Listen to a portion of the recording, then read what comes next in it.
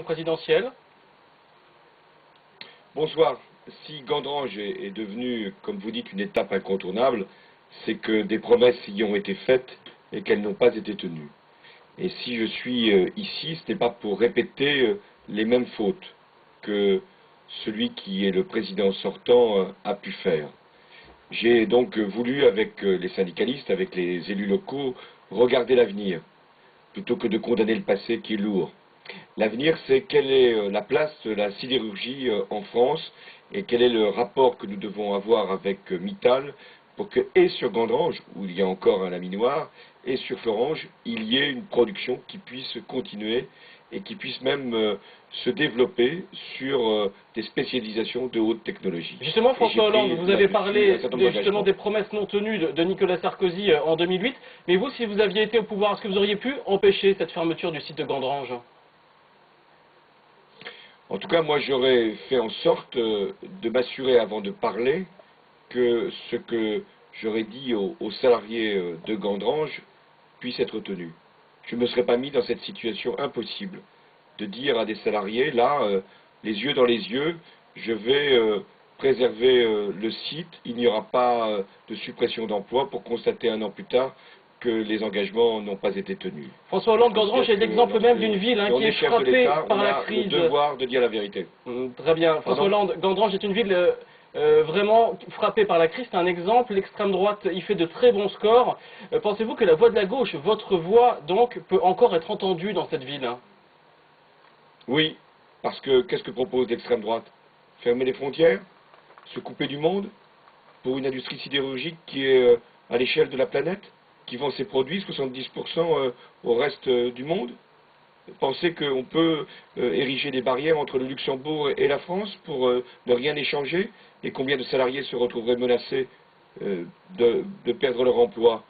Moi, je veux lutter contre ces idées au-delà de ce discours de haine le plus souvent prononcé, ce discours invraisemblable sur le plan économique. Et je sais que beaucoup de travailleurs ne se laisseront pas berner. Et donc, ce que je propose, c'est d'avoir une politique industrielle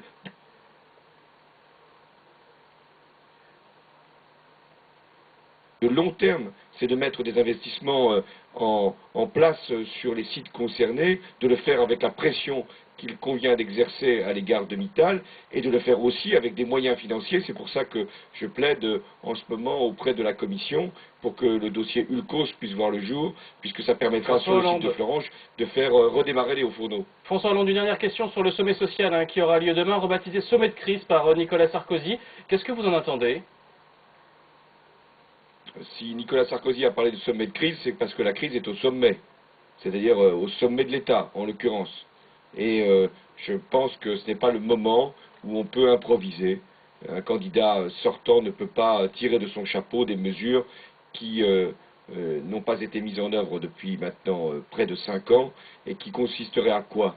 À dire que le problème de l'industrie française, c'est qu'il y ait des salariés qui ont trop de salaire et une protection sociale qui est trop chère et qu'il faudrait faire payer maintenant à travers une TVA sociale? Eh bien non, je ne l'accepte pas, et nous aurons à y revenir au moment de l'élection présidentielle. Merci beaucoup, merci François Hollande d'avoir répondu à notre invitation ce soir. Et voilà pour cet entretien enregistré il y a 1 heure. François Hollande qui, dans son déplacement, devait à son tour être interpellé par le collectif Peuple Emploi. Ce sont des chômeurs de Thionville qui multiplient les actions médiatiques auprès des politiques. Il dit en avoir assez d'être montré du doigt. Dernier coup d'éclat, convoqué Nicolas Sarkozy à un entretien de carrière. Cher François Didier, Olivier Bouillon. Ils sont une poignée, ou plutôt unis comme les doigts des deux mains. Et dans leurs mains, cette lettre à Nicolas Sarkozy, le président est convoqué comme un chômeur à un entretien de suivi sur son projet personnalisé sur l'emploi. D'ailleurs, tous les politiques sont invités. On va convoquer tous les élus de la communauté d'agglomération Port-de-France et Val-de-Fensch, tous les élus, du conseil municipal au maire, à l'adjoint, au conseil régional, aux députés, au même niveau, tous au même niveau, les convoquer devant Pôle emploi, tous en même temps, et ce sont des chômeurs en entretien individualisé qui vont le faire. Alors devant la vraie agence Pôle emploi, le collectif Peuple emploi a installé son arrêt de bus fictif sur la ligne Thionville-Philadelphie. Pourquoi Philadelphie? Parce qu'en 1944, la Conférence internationale du travail a fondé l'esprit de la justice sociale, de la dignité humaine. Un arrêt qui reste symbolique pour les politiques, mais pour les chômeurs, ce stop est réel, obligatoire. La ligne Thionville-Philadelphie, ça veut dire aussi, il faudrait peut-être les mettre dans un pavillon et faire la même chose que Roosevelt, qu'est-ce qu'il avait fait quand il y a eu la crise, et qu'ils nous sortent de là parce que ça ne va pas continuer. Et moi, en tant que maman et grand-mère, moi aussi, j'ai envie de dire stop, on en a assez. Alors pour faire passer le message, d'autres collectifs se joignent à eux. Voici une mini-cérémonie officielle d'union qui fait la force, où les syndicats se voient remettre ces t-shirts de Marianne des chômeurs en souffrance. Du travail, il y en a, de l'argent, il y en a pour en créer. Il suffit d'avoir les bonnes actions.